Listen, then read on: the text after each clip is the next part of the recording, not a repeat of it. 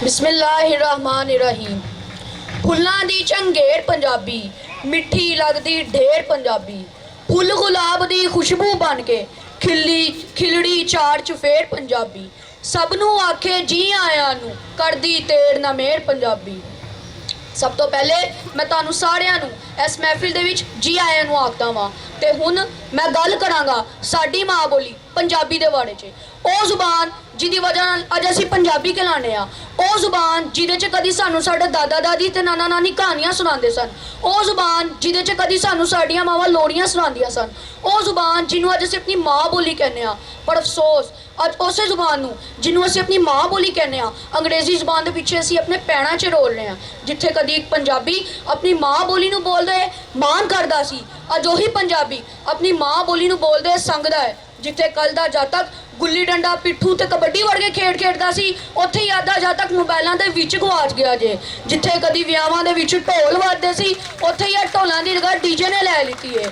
ਜਿੱਥੇ ਕਦੀ ਬੱਚਿਆਂ ਦੀ ਗ਼ਜ਼ਾ ਸਾਗ ਰੋਟੀ ਦੁੱਧ ਮੱਖਣ ਘਿਓ ਤੇ ਲੱਸੀ ਹੁੰਦੀ ਸੀ, ਅੱਜ ਉਹਦੀ ਜਗ੍ਹਾ ਬਰਗਰ ਪੀਜ਼ੇ ਤੇ ਸ਼ਵਾਰਮੇ ਨੇ ਲੈ ਲਿੱਤੀ ਹੈ। ਜਿਹਦੀ ਵਜ੍ਹਾ ਨਾਲ ਅੱਜ ਦੇ ਨਿਆਣੇ ਜਵਾਨ ਹੋਣ ਤੋਂ ਪਹਿਲੀ ਬੁਢਾਪੇ ਦਾ ਸ਼ਿਕਾਰ ਹੋ ਜਾਂਦੇ ਨੇ। ਇੱਕ ਹੋਰ ਅਹਿਮ ਵਜ੍ਹਾ ਇਸ ਜ਼ੁਬਾਨ ਨੂੰ ਸਕੂਲਾਂ ਦੇ ਵਿੱਚ ਲਾਗੂ ਨਾ ਕੀਤਾ ਜਾਣਾ ਜੇ।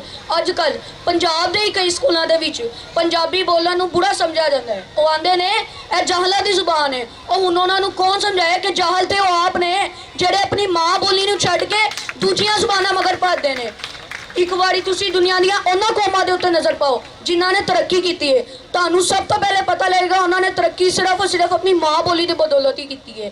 ਤੇ ਹੁਣ ਮੇਰੀ ਸਰਕਾਰ ਤੋਂ ਇਹ ਮੰਗ ਹੈ ਕਿ ਪੰਜਾਬੀ ਨੂੰ ਸਕੂਲਾਂ ਦੇ ਵਿੱਚ ਲਾਗੂ ਕੀਤਾ ਜਾਏ ਤੇ ਇੱਕ ਲਾਜ਼ਮੀ ਮਜ਼ਮੂਨ ਦੇ ਤੌਰ ਤੇ ਪੜ੍ਹਾਇਆ ਜਾਏ। ਤੇ ਮੇਰੀ ਤੁਹਾਡੇ ਤੋਂ ਵੀ ਇੱਕ ਮੰਗ ਹੈ ਕਿ ਤੁਸੀਂ ਵੀ ਪੰਜਾਬੀ ਬੋਲਦੇ ਵੇਲੇ ਸੰਗਨ ਦੀ ਬਜਾਏ ਮਾਣ ਕਰੋ, ਕਿਉਂਕਿ ਪੰਜਾਬੀ ਸਾਡੀ ਮਾਂ ਬੋਲੀ ਹੈ, ਸਾਡੀ ਮਾਂ ਹੈ। ਤੇ ਅਸੀਂ ਕਿਹੋ ਜਿਹੇ ਪੁੱਤਰ ਆ ਜਿਹੜੇ ਆਪਣੇ ਹੱਥੋਂ ਆਪਣੀ ਮਾਂ ਦਾ ਗਲਾ ਘੁੱਟ ਰਹੇ ਆ। ਤੇ ਮੇਰੇ ਪੰਜਾਬੀਓ, ਹਲੇ ਵੀ ਕੁਝ ਵਿਗੜਿਆ ਨਹੀਂ ਹੈ, ਅਸੀਂ ਇਹਨੂੰ ਸੁਧਾਰ ਸਕਦੇ ਆ। ਤੇ ਹੁਣ ਪੰਜਾਬੀ ਦੀ ਮੁਹਾਰ ਤੁਹਾਡੇ ਹੱਥ ਵਿੱਚ ਹੈ।